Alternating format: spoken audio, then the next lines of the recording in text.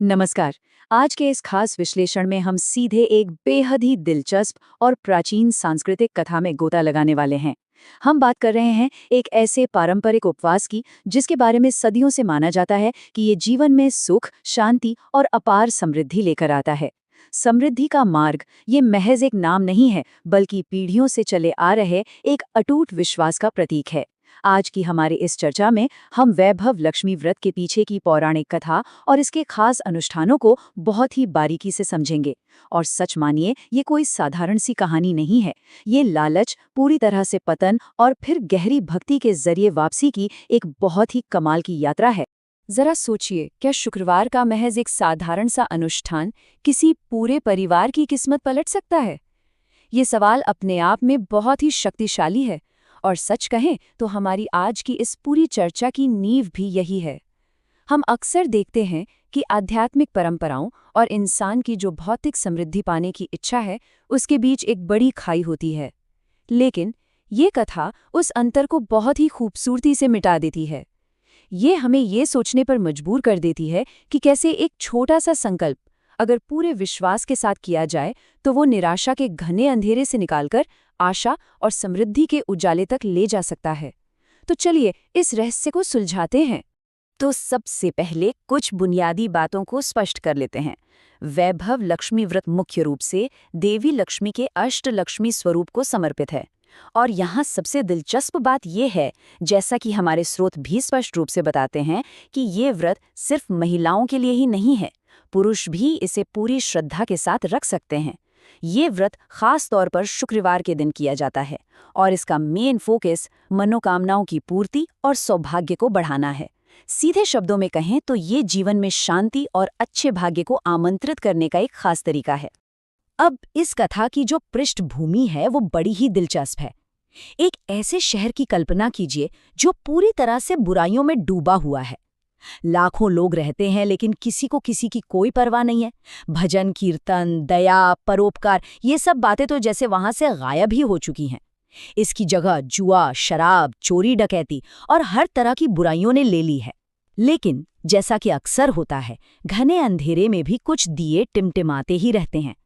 इस भ्रष्ट माहौल के बीच भी उस शहर में कुछ ऐसे नेकदिल लोग थे जो अपनी अच्छाई पर मजबूती से कायम थे। और ठीक इसी माहौल के बीच एंट्री होती है हमारी मुख्य पात्र की, शीला। शीला गहराई से धार्मिक और बहुत ही संतोषी स्वभाव की महिला है। उसका पति भी बेहद समझदार और सुशील है। मतलब वे लोग कभी किसी की बुराई नहीं करते और अपना ज्यादातर वक्त भगवान की भक्ति में ही बिताते हैं। बुराइयों से भरे उस पूरे शहर में उनका शांतिपूर्ण घर एक मिसाल की तरह था। पूरे शहर के लोग उनकी इस आदर्श गृहस्थी की तारीफ करते नहीं थकते थे। उनका जीवन आसपास के उस भ्रष्ट माहौल से एकदम अलग, सुकून से भरा हुआ था। लेकिन खैर, वक्त हमेशा एक सा तो रहता नहीं। लालच किसी भी हंसते खेलते घर को पल भर में तबाह कर सकता है। शीला का पति, जो कभी इतना समझदार और सम्मानित था, न जाने कैसे बुरे लोगों की संगति में पड़ गया। उसके सिर पर रातों रात करोड़पति बनने का भूत सवार हो गया। उसने गलत रास्ता चुन लिया और उसे शराब की लत लग गई। और नतीजा, उसने अपना सब कुछ गंवा दिया। उसकी हालत सड़क पर भटकने वाले किसी भिखारी जैसी हो गई। वो शांतिपूर्ण घर पूरी तरह से बर्बाद हो गया। इस भारी पतन ने शीला के धैर्य और उसके भरोसे की बहुत बड़ी परीक्षा ली। अपने पति की इस हालत से शीला अंदर तक टूट चुकी थी, लेकिन उसने भगवान पर अपना भरोसा नहीं खोया। वो सब कुछ चुपचाप सहती रही। और फिर कहानी में एक बेहद रहस्यमयी मोड़ आता है। एक दिन दोपहर के वक्त उनके दरवाजे पर अचानक एक दस्तक होती है। जब शीला दरवाजा खोलती है तो सामने एक बूढ़ी मांझी खड़ी थी। स्रोत इस दृश्य का बड़ा ही सुंदर वर्णन करते हैं। मांझी के चेहरे पर एक गजब का अलौकिक तेज था। उनकी आंखों से मानो करुणा छलक रही थी। उन्हें देखते ही शीला के उस अशांत मन में एक अजीब सी गहरी शांति छा गई। घर में बिठाने के लिए कुछ था नहीं तो शीला ने बड़े संकोच के साथ मांझी को एक फटी हुई चादर पर बिठाया और फूट फूट कर रोने लगी।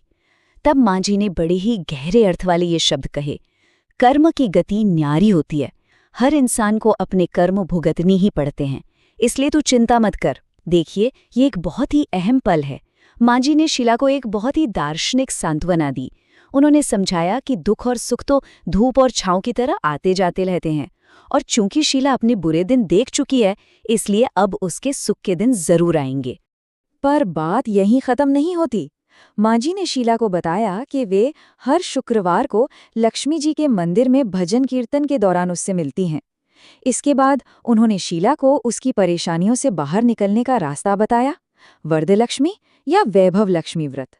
शीला ये सुनकर बहुत खुश हुई। उसने पूरे मन से व्रत करने का संकल्प लेने के लिए जैसे ही अपनी आंखें बंद की और फिर खोली तो सामने कोई नहीं था। वो माँ जी अचानक से गायब हो गई थी। शीला को ये समझने देर नहीं लगी कि वे और कोई नहीं बल्कि साक्षात देवी लक्ष्मी ही थी जो उसे रास्ता दिखाने आई थी। अगले ही दिन शुक्रवार था। शीला ने बिना एक भी पल गंवाए ठीक उसी विधि से व्रत शुरू कर दिया जो माझी ने बताई थी। अब यहाँ ये जो नंबर 21 है ये बहुत मायने रखता है। शीला ने पूरी श्रद्धा के साथ लगातार 21 शुक्रवार तक वैभव लक्ष्मी का व्रत किया। वैसे तो हमारे स्रोत बताते हैं कि लोग अपनी मन्नत के हिसाब से 7 या 11 शुक्रवार का संकल्प भी लेते हैं, लेकिन शीला का समर्पण इतना पक्का था कि उसने बिना रुके पूरे 21 शुक्रवार तक इस अनुष्ठान को निभाया। और इस व्रत का जो असर हुआ वो वाकई हैरान करने वाला था। सबसे पहले तो इसका तत्काल प्रभाव देखिए। पहले ही शुक्रवार को जब शीला ने पूजा के बाद अपने पति को प्रसाद खिलाया तो उसका स्वभाव तुरंत बदल गया। उस दिन उसने शीला को बिल्कुल परेशान नहीं किया। और अगर लंबे समय के प्रभाव की बात करें तो वो इंसान पूरी तरह से बदल गया। उसने अपनी सारी बुरी आदतें छोड़ दी, कड़ी मेहनत की, शीला के गिरवी रखे हुए गहने छुड़ा लिए और घर में पहले से भी ज्यादा सुख शांति और अपार धन वापस आ गया। कथा के इस चमत्कारिक हिस्से को समझने के बाद अब हम एक बहुत ही प्रैक्टिकल पहलू पर आते हैं, उद्यापन, यानी इस व्रत को सही तरीके से समाप्त कैसे किया जाए। अभी तक हम कहानी के भावुक हिस्से में थे, लेकिन अब हम सीधे और स्पष्ट निर्देशों की बात करेंगे। ये बहुत जरूरी है क्योंकि किसी अनुष्ठान का समापन भी उतना ही सटीक होना चाहिए जितनी कि उसकी शुरुआत। तो आइए समझते हैं कि आखिरी शुक्रवार को क्या-क्या किया जाना चाहिए। स्रोत में उद्यापन के एकदम क्रमबद्ध स्टेप्स बताए गए हैं। आखिरी शुक्रवार को सबसे पहले प्रसाद के लिए शुद्ध मीठी खीर बनानी चाहिए। उसके बाद ठीक वैसे ही पूजा करनी है जैसे पिछले सभी शुक्रवारों को की गई थी। पूजा के बाद देवी माँ के सामने एक श्रीफल यानी नारियल फोड़ना बहुत जरूरी है। और सबसे आखिर में लोगों को प्रसाद और व्रत कथा की किताबें भेंट करनी होती हैं। ये एक बहुत ही व्यवस्थित प्रक्रिया है जिसे ठीक इसी तरह से पूरा किया जाता है। अब एक बड़ा सवाल, ये प्रसाद और किताबें देनी किसे हैं? इसके लिए एक सख्त सामाजिक नियम है जिसे हम 7 का नियम कह सकते हैं। इस उद्यापन में कम से कम 7 महिलाओं का होना जरूरी है। ये या तो कुमारी कन्याएं होनी चाहिए या फिर सौभाग्यशाली स्त्रियां। इन सभी का आदर के साथ कुमकुम से तिलक किया जाता है। फिर हर एक को वैभव लक्ष्मी व्रत कथा की किताब की एक प्रति और खीर का प्रसाद दिया जाता है। देखिए, ये नियम सिर्फ एक रस्म नहीं है, बल्कि समाज में इस ज्ञान और परंपरा को आगे बढ़ाने का एक शानदार तरीका है। और बिल्कुल अंत में देवी के धन लक्ष्मी स्वरूप के सामने ये खास प्रार्थना की जाती है, हे माँ धन लक्ष्मी, मैंने आपका वैभव लक्ष्मी व्रत करने की मन्नत मानी थी, वो व्रत आज पूर्ण किया है। और फिर उनसे सारी परेशानियां दूर करने की विनती की जाती है। ये कोई साधारण मंत्र नहीं है, ये एक इंसान के पूरे समर्पण की आवाज़ है। यह हमें सोचने पर मजबूर कर देती है कि आज के इस आधुनिक युग में भी इन प्राचीन कथाओं में ऐसा क्या है जो लोगों को जीवन की मुश्किलों से लड़ने की हिम्मत देता है। क्या वाकई हमारे गहरे विश्वास में इतनी ताकत है कि वो हमारी जिंदगी की पूरी दिशा ही बदल दे? इसी विचार के साथ आज का ये विश्लेषण हम यहीं समाप्त करते हैं।